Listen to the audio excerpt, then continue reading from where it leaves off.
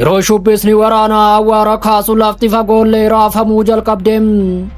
Yeroo kana Teheraan keessatti qofa osoo hin taane Waashingten keessatti lafti raafamuu jalqabdeem. Muddamni USA fi Iraan gidduutti guyyoota lamaaf waan qabbanaa'e fakkaatu yeroo bitachuu qofa tureem.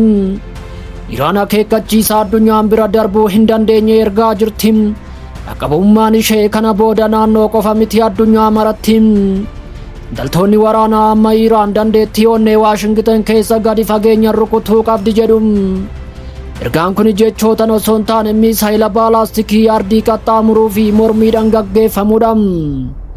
Wanti yeroo tokko sodaa jedhamee kaafame gara carraa nama qabbaneessutti guddateera. Iraan meeshaa niikuleerarree hidhachaa jirti jedhamaara. Meeshaa ulfaataa gaaddidduu egeree dhala namaa irratti fannifame. Sodaan kun akkuma babal'achaa deemu sagalee White House irraa dhufuus caalaatti qarameera. Pirezidaantiin Ameerikaa Doonaald Tiraamp Iraan keessatti jijjiirama hooggansaaf yeroon isaa ga'uu labsuun Iraan keessatti mormii dhiigaan guutame deebiseera. Iraan osoo shakkiin dhukaasa deebifte daloonni Iraan haloo ba'uuf meeshaa kamiyyuu humna kamiyyuu mala kamiyyuu fayyadamuuf qophii ta'uu isaanii irra deebiin mirkaneessaniiru. Iraan deebiin kennitu kamuu daangaa kan hin qabne sarara diimaa kan hin qabneef kan duubatti hin deebine ta'uu dubbataniiru. Yeroo biyyi tokko waan qabdu hunda fayyadamuuf qophiidha jettu addunyaa waa sodaattu qabdi. Kuni kana booda wallabdee fagoo miti. Yeroon kun yeroo misaayiloonni dippiloomaasii bakka bu'anidha. Bakka gaaddidduun niikuleeraa ardiilee keessa diriiru. Akkasumas bakka tarkaanfiin dogoggoraa tokko seenaa daaraadhaan jijjiirudha. Lafti dhaggeeffachaa jirti, samiin ilaalaa jira. Yeroo kanas addunyaan hafuura ishee qabachuu malee filannoo biraa dhabde. Yeroo abiddi mana keessaa gubuu dallaan illee caccabuu jalqaba.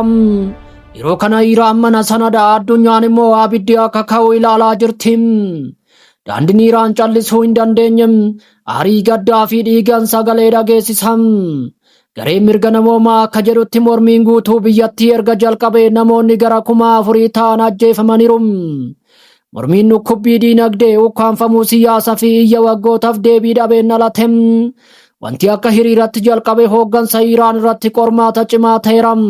Lakkoofsi namoota du'anii dabalaa dhufuun jechoonni Waashingten irraa darbatan akka bakakkaa Teheraan rukutaa jiru. Pirezidaantii USA Doonaald Tiraamp Iraan keessatti hooggansi haaraan akka kennamu ifatti labsaniiru. Bulchiinsa hoogganaa olaanaa Ayatollah Ali Khamenei gara waggoota 40 ture akka diigamu gaafataniiru.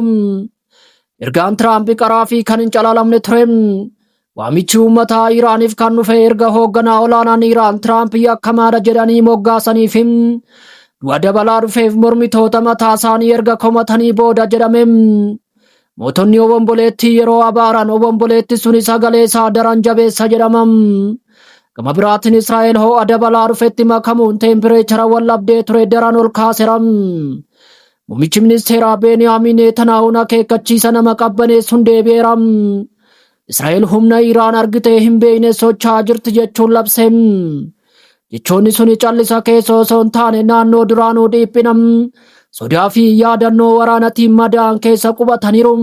Ammas kutaaleen addunyaa balaa guddaa qaban socho'aa jiru. Gabaasni akka agarsiisutti Ameerikaan doonii humna niikuleeraa USS Abrahaam Lincoln jedhamtu galaana Chaayinaa irraa gara baha giddu galeessatti bobbaaftee jirti. USA fi Iraan gidduutti waraanni jalqabuu waan hin oolle ta'eera. Doonii waraanaa yeroo socho'u seenaan ni dhaggeeffatama. Loltoonni USA yeroo itti dhiyaatan Iraan tasgabbiidhaan osoo hin taane mormiidhaan deebii kenniteetti. Teheraan misaayila baalaastikii ardiilee qaxxaamuran yaaltee jirti. Mallattoon kun addunyaan akka hirree dheeraa ishee argituuf yaadame. Doonii waraanaa Ameerikaa daangaa irra qaqqabuuf misaayiloonni Iraan gara samiitti ol ba'uun isaanii wallabdeen Iraanii fi Ameerikaa jidduu jiru.